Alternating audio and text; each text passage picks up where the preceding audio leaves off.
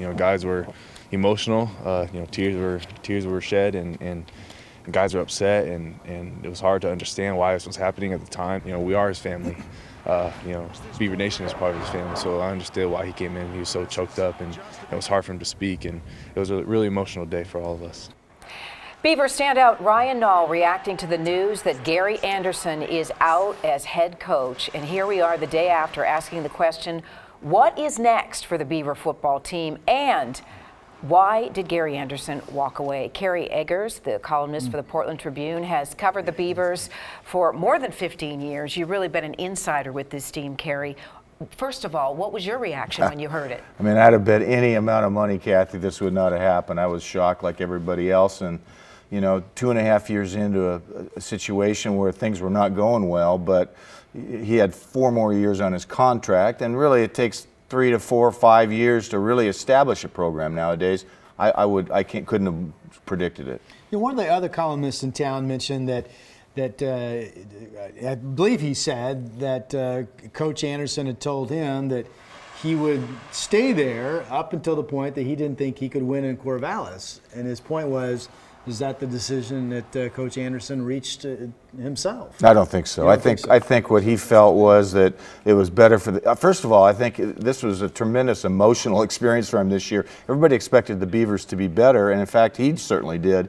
So when they started 1-5 with some really bad losses, I think it was maybe, you know, maybe I should step down. Maybe it's better for the program that I step down and turn this over to someone else. And not take the $12 million plus that was owed to him according to his contract. What do you make of that? I mean, this is unprecedented. Well, I mean, I give him a lot of credit for that, because this allows Oregon State not to go in a financial hole. They don't have anybody that can write a check for $11.6 million, so they can hire a new coach without having to go in a hole. And it was a nice gesture by Gary, and I think it showed that he believes in Oregon State, and he wanted to leave him in a good position. So, Kerry, what has gone wrong? You talked about a lot of hope, but yet the tough start to the season. What's happened? You know, I think there's been some disharmony on the coaching staff. I think there's been some conflict there, and I also think the players have not taken the next step that you expect them to make. So I think it's a combination, Rod, of both the players not playing as well as you'd hope.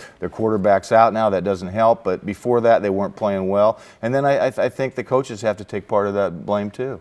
You mentioned you know, potential problems within the coaching staff. Neither of the coordinators, offensive or defensive, was named as interim head coach. They went to the defensive backs coach, Corey Hall, to fill in. That says something. I think that's telling. Odd, right? That's a very unusual situation. Now, I should say Corey Hall is very well respected. He's going to be a guy that he's younger, he can relate to the players well, and so maybe they just felt like there's a guy that can rally the troops a little bit.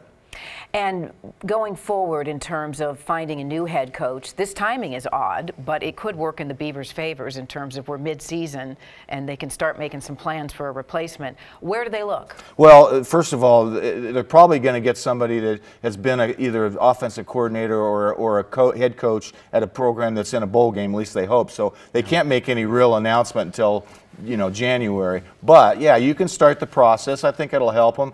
They're going to look for somebody. I mean, the names that are you would think of right off the top of the bat: Jonathan Smith, you know, the offensive coordinator who was a quarterback. He's at Washington now. Was the quarterback at Oregon State. Bo Baldwin, who had been a very successful at Eastern Washington, now the offensive coordinator at Cal. The head coach at Navy is another name that I'm hearing. So there's some candidates out there, and we'll find out more later. Talk about Corvallis, though, and the job position itself.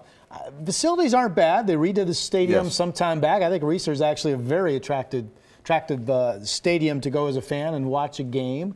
So, I mean, good job, medium job. How do you describe this? They just put $46 million into the Valley Football Center. It's a state-of-the-art center, so that's where the kids come in. It's still, Corvallis is at a disadvantage, Rod, with any of the other schools except Washington State in terms of, you know, livability, and not livability, but the population and weather and that sort of thing. So you're fighting some obstacles, but it can be done. Dennis Erickson did it well. Look at what Mike Leach is doing in Pullman. So, And, you know, final thought. thoughts from you, Carrie, on your time spent with Gary Anderson, your impressions of him as a man, as a coach. Thank you for asking. I really like Gary. I got to know him better as the years went on. He's a man of integrity. He's not an easy man to get to know, but he's a likable guy when you get to know him. And I think he really had his heart in the right place. Athletics is important, but so is the student part of it for him.